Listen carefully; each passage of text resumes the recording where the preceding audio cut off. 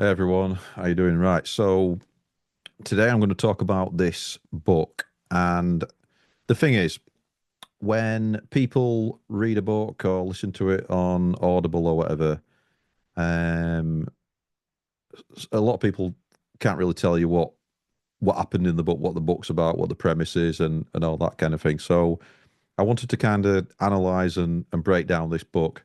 So it's a big old book. It's called Power versus Force, and it's by David Hawkins, um, who's an MD and a PhD as well. So it's the hidden determinants of human behavior. So I did when I was a lot younger, kind of late teens, I think. I did a couple of A levels. One of them was psychology, so I've always been into psychology, especially cognitive psychology and stuff like that. I used to want to be a psychologist actually, but I became a marketer, became a digital marketer. So yeah, and I use psychology in pretty much everything I do. So from web design to marketing, and there's a psychological aspect to that, and why people buy things and how to influence people and stuff like that. But I wanted to break down this book then, because it's quite interesting, and I'll give you the kind of the conclusion straight away. So the idea is to use power rather than force. Um, so that's kind of the essence of it, and I think it's a good way of living. So I'll distill break down this book. So it's really a comparison between power and force, and it goes to it's about levels of consciousness. Really, the fact that we've got different levels of consciousness that we can be in at any given time, and the idea is to be in an high vibrational state, in an high state of a level of consciousness, which is peace and enlightenment. So it's understanding peace, being introspective, and that's pure power, and that's quite a rare thing to be in that really high vibrational state. And then you've also got love and being able to reason and willingness and all that kind of thing, which are a bit lower down in terms of the vibrational state. But peace and enlightenment is the highest vibrational state according to this author. And then down on the kind of the depths of the low vibrational state, you've got shame, which is the lowest, and this is where you're feeling guilty as well. So shame and guilt, very closely related. And then you've got grief, fear, and then kind of a bit further up in terms of the vibrational states, the energy states, you've got levels of consciousness. You've got pride, which looks strong, but it actually isn't. So yeah. And then somewhere in the middle, you've got neutrality, which is like the first beginnings of power. So basically, in high vibrational levels of consciousness, you've got you're using power, and then at the low vibrational end, like the shame, the guilt, the grief, fear, stuff like that, you're using force. So it's very high energy in intensity when you're having to use force. Right. So let's talk about force to start with, because this is low vibrational energy, and the idea is to not be in that frequency, that level of consciousness much, if at all, if you can help it. Now, the thing is, when you talk about things like courage, um, that's like the lowest level of power, whereas peace and enlightenment is high. So let's say, heaven forbid, you've been attacked in the street or something like that, and you can feel fear, which is definitely force. So you can feel fear, but that can freeze you as well. That can freeze you. Fight or flight. Your cortisol starts to kick in.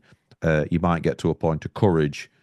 So that's the first kind of threshold initial threshold of power, um, really. So then you can get to willingness, and then you might be able to reason with that person, but then if you need to take action, you need to take action, self defense, and all that kind of thing. Um, yeah, let's talk about force first. Then, so it's a lower energy, and it can certainly sap your energy as well. It requires effort. It requires control as well, and manipulation as well. When you think about trying to force your ideas on somebody else and you're getting frustrated, and it's tied to emotions like fear, which is false expectations appearing real. It's tied to anger. It's tied to pride as well. So one of the seven deadly sins, and it's tied to guilt and shame as well. So if you've ever got like angry, and like lost your temper, then you might feel some guilt and shame afterwards, which is all low vibrational consciousness. And then it can be very draining in terms of your energy reserve. So I talk about energy flowing through you, but you're being able to keep energy within you and protect your energy from energy vampires and things like that, and negative pendulums and things like that, energy pendulums. So that's like group think stuff where people are thinking some negative thoughts about a certain thing. You can get sucked into it, and that's in reality transurfing, which is this book. This is reality transurfing, which is this book. So it talks about energy pendulums. So check that out as well. Um, so yeah, and then thing is, force tends to be temporary as well. So it kind of it's about pushing, and that's why people talk about this hustle culture where it's like really grinding and really working all hours that God sends and stuff like that. But that's not sustainable because you're borrowing your energy reserves from tomorrow today and you're depleting them, and you can get into burnout, stuff like that. So that's when you're trying to force things, um, and kind of it doesn't really inspire you to go on as well because you don't have any thinking space when you're really trying to kind of push forward with things. So it tends to let's say you've got a team as well, and I've got a small team in my business, and I use words like "the work with me" rather than "work for me" and things like that, because I've got some negative connotations around being a boss and stuff like that. I don't like that term, like bossing people around. I don't like that term. So it's very much I hire people, I pay people, but they work with me on things, and it's mutually beneficial. And we've got external forces like clients who may have deadlines, and if we don't hit the deadlines, we won't get paid and things like that. And I do impart that to my team that look, what you're doing is directly related to us getting paid and you still having a job, and that's the reality of the situation. But I don't say things like "you work for me," so it's not that dynamic. It's very much a nice environment to work within, and that's what I wanted to cultivate. The thing is with force, if you're not careful, it can divide people. And just giving that example of having a team, if I say, right, this client has unreasonably said that even though the deadline was 7 days, it's now one day because they've messed up and they have not got the information to us in time. Now they want it doing in a day rather than a week, or maybe they've got some external forces which are going to want to dictate to us. I will still kick back on that, and I will protect my team from that because I don't want to use force because that divides people and it makes people feel bad. I don't want to be putting pressure on people. And there's good stress and bad stress, and I think we should all have the freedom and the time to do a great creative job. So that's why if I won't take on any clients with the like the eye pressure kind of thing where we've got to have boundaries and everything like that. So it's like, right, client wants Google Ads setting up, right? We set it up in X number of days. They want it in a day. Can that be done? Unless I put more people on that, so more resources, more team members, um, and I would have to hire them as well. So that's not really a thing. Then we cannot get that done in a day. We're not set up to do that. So sorry, it's going to be X number of days for that. So that's the way it works. I want to give my people, my team members, enough time to do what they do well, without unnecessary, without pressure. So I don't force, with that, because that divides people. Yeah, and the thing is, when you're trying to use force, it feels heavy. It feels kind of heavy on you, like a burden. It feels aggressive as well. It feel you're forcing something really. It's pushing it. It's not inspiring people to do the best work. So it's a low energy thing. It depletes on your energy stores. You might feel stressed when you're doing the work. That goes into the work as well.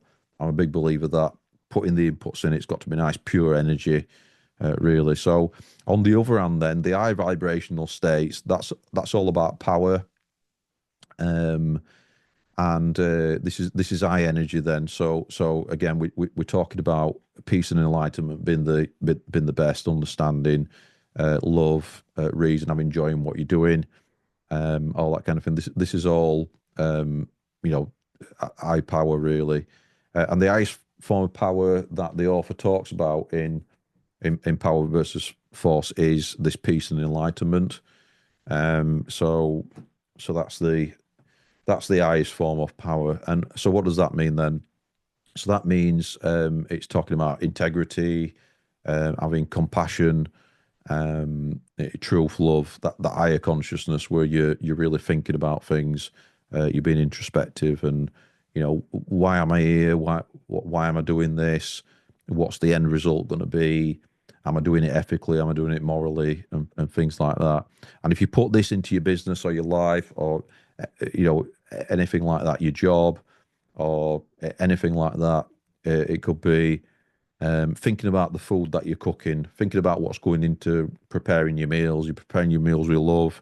You've got nice quality produce or and meat, and you're not buying kind of the cheaper, um, like the one with the chickens and hens that have been in bad conditions and things like that. You're actually thinking about things more deeply and stuff like that. So that's good. And the thing is, power, when you're in that high vibrational energy, it can be kind of effortless.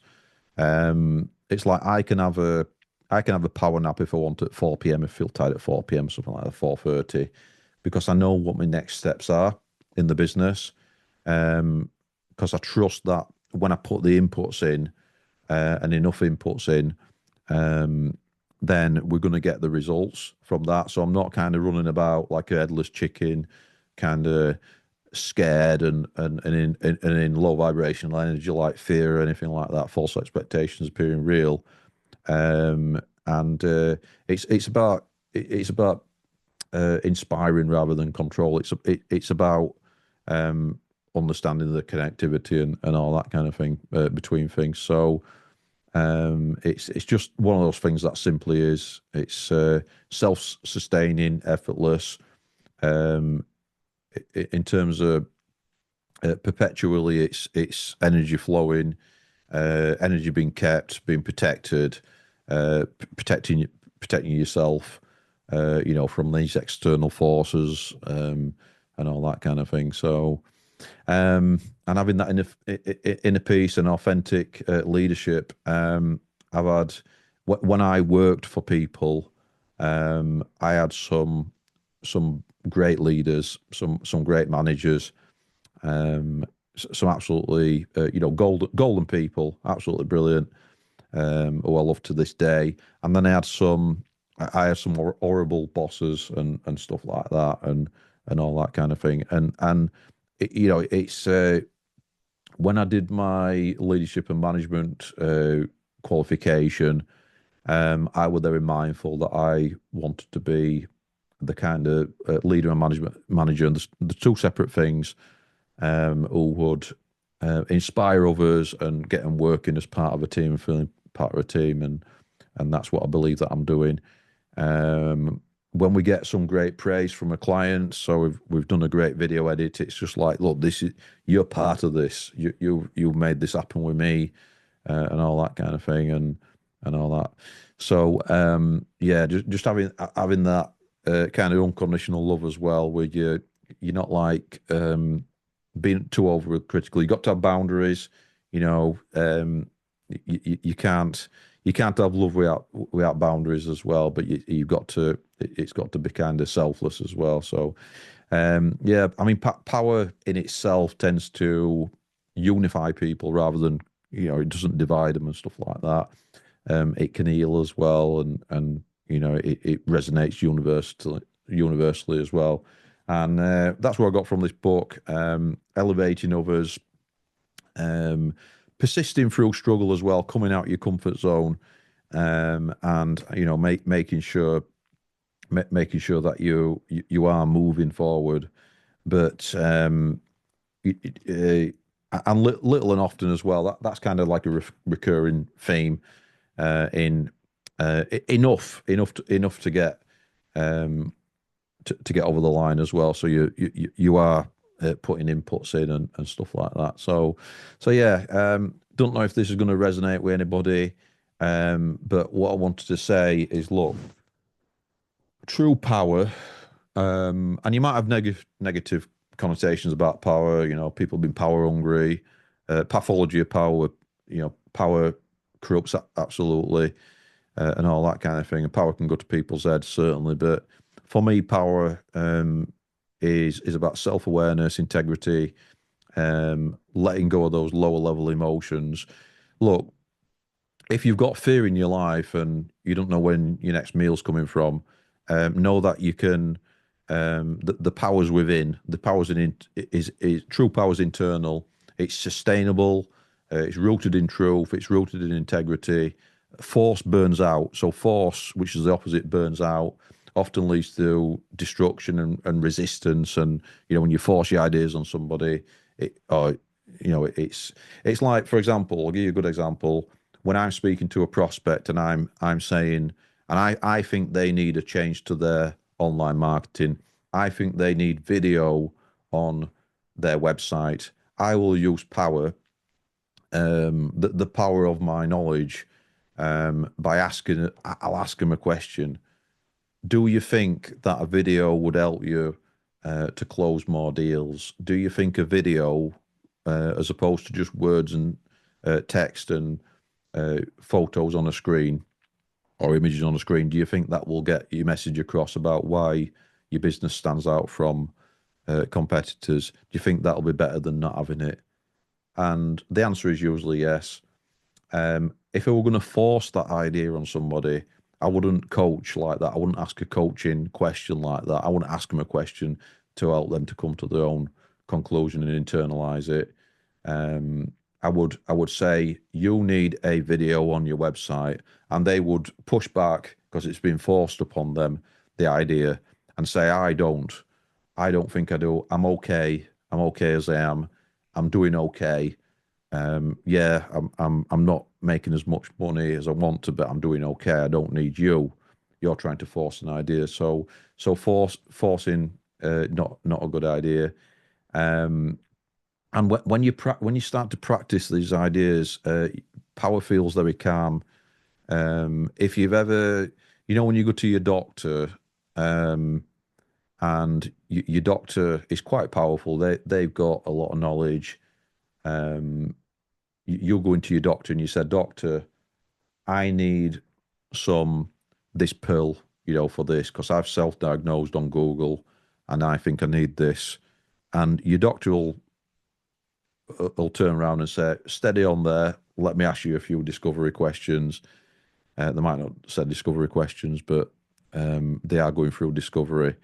Let me just ask you some questions based on my expertise, and that's how it should be in business, using power rather than force. And so yeah, that calm confidence by using power to get results rather than looking to use force to get results. It's much better. Just showing up honestly, showing up with honesty being present and having that calm confidence.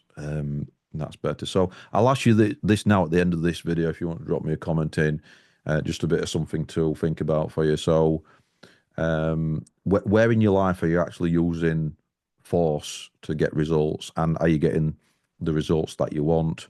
If you've got children, for example, if you're trying to force them to eat that meal that they don't want to eat, how's that working out for you? Are you getting pushback on that?